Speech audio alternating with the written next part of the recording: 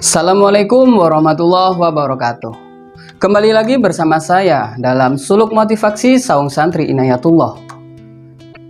Hanya Allah yang dapat memberi hidayah.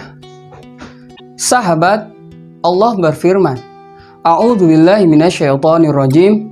Innaka la tahdi man ahbabta walakinnallaha yahdi man yasha wa huwa a'lamu bil muhtadin. Wa qalu inna tabi'il huda ma'aka nutakhattaf min ardina awalam numakkil lahum haraman aminan yujba ilaihi thamaratu kulli syai'ir rizqan min ladunna walakinna aktsarahum la ya'lamun. Shadaqallahul azim.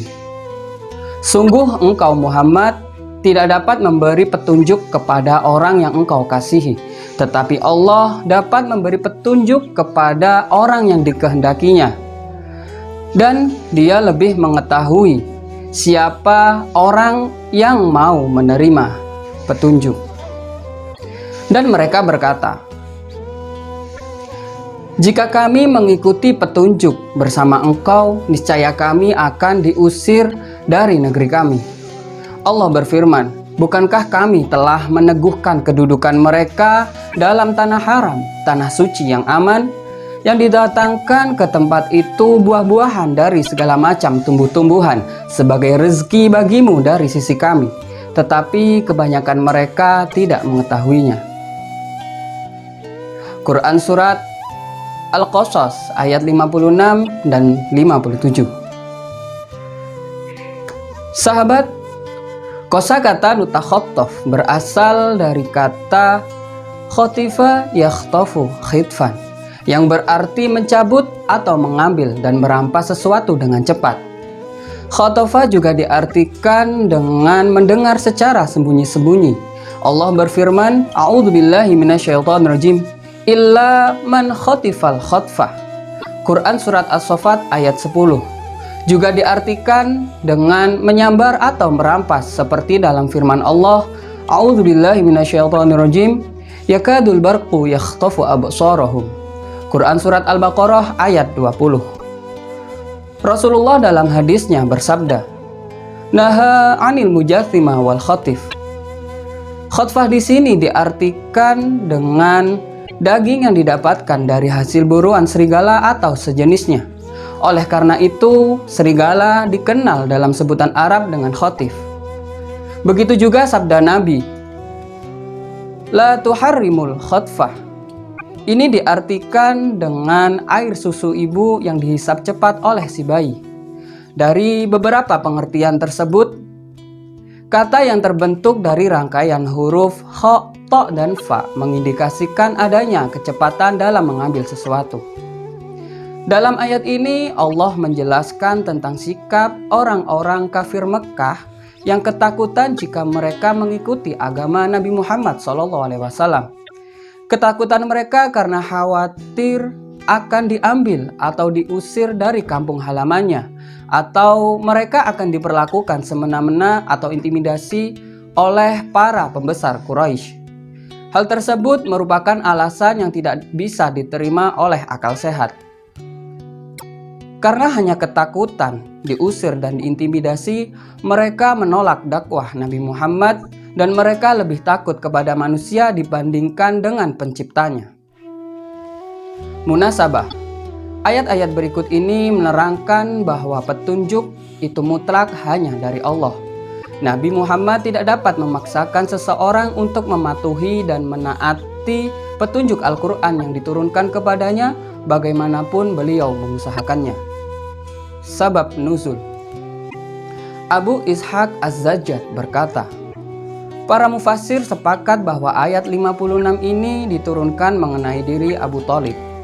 Diriwayatkan dari Muslim, At-Tirmizi dan Al-Baihaqi dari Abu Hurairah bahwa ketika Abu Thalib, paman Nabi SAW dalam keadaan sakaratul maut, Nabi SAW mendatanginya dan berkata, wahai paman, ucapkanlah la ilaha illallah.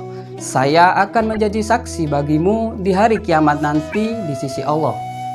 Abu Thalib menjawab, andai kata saya tidak akan dicemooh oleh kaum Quraisy yang akan mengatakan, Tidak ada yang bisa membawanya menurut kemauan kemenakannya kecuali keluh kesah dan penderitaannya menghadapi maut itu. Niscaya saya akan menyambut baik ajakanmu itu. Maka turunlah ayat ini.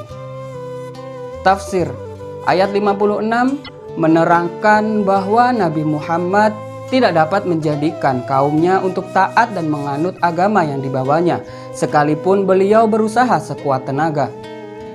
Beliau hanya berkewajiban untuk menyampaikan, dan hanya Allah yang akan memberi petunjuk kepada orang yang dikehendakinya. Dia yang mempunyai kebijaksanaan yang mendalam dan alasan yang cukup. Hal ini ditegaskan pula pada ayat lain di dalam Al-Quran. A'udzubillahi minasyaitonirrajim.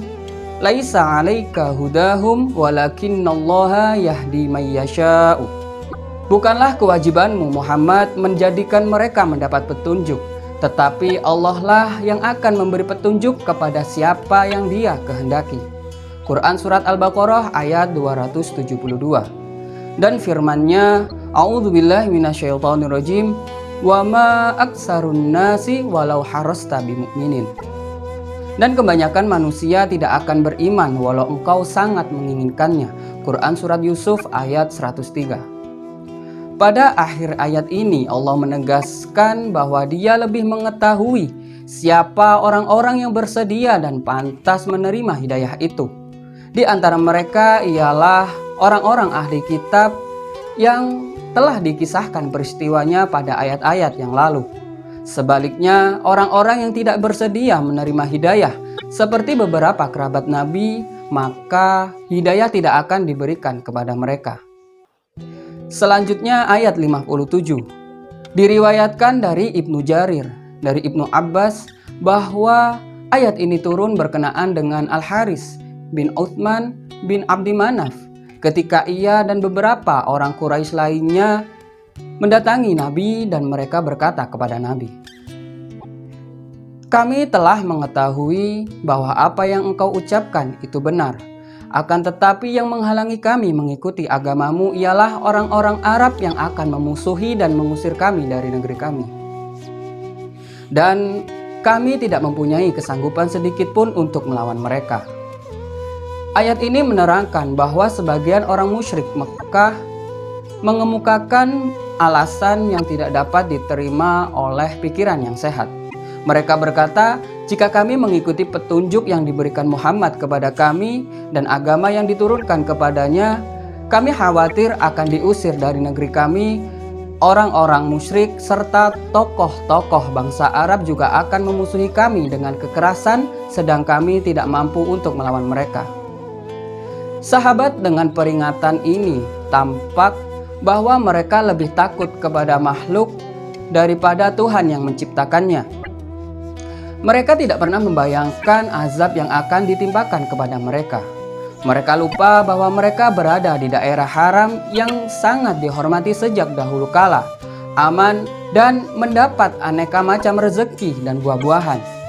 Apakah mereka mengira akan tetap aman dan sejahtera berada di daerah haram yang aman itu kalau mereka tetap dalam kekafiran dan kemusyrikan? Tidak sedikit dari mereka yang tidak mengetahui dan menyadari bahwa nikmat dan azab Allah akan diberikan kepada setiap orang sesuai dengan amal baik dan buruk mereka. Mereka seharusnya mengetahui bahwa rezeki yang berlimpah itu datang dari Allah. Oleh karena itu, Dialah yang patut ditakuti dan ditaati, bukan manusia, makhluk yang lemah dan serba kekurangan. Kesimpulan, pertama, tidak ada yang mampu memberi taufik dan hidayah kepada seseorang sehingga ia beriman. Hanya Allah yang dapat memberikannya kepada orang yang dikehendakinya. Kedua, mereka yang tidak percaya kepada Nabi Muhammad dan Al-Quran mengemukakan berbagai alasan seperti mereka akan dimusuhi oleh orang-orang Arab lainnya jika mereka mengikuti petunjuk Muhammad dan memeluk agama yang dibawanya. Ketiga, mereka lupa bahwa rezeki berlimpah yang mereka miliki dan buah-buahan yang berasal dari pohon-pohon yang beraneka ragam merupakan nikmat dari Allah, tetapi kebanyakan mereka tidak mengetahui.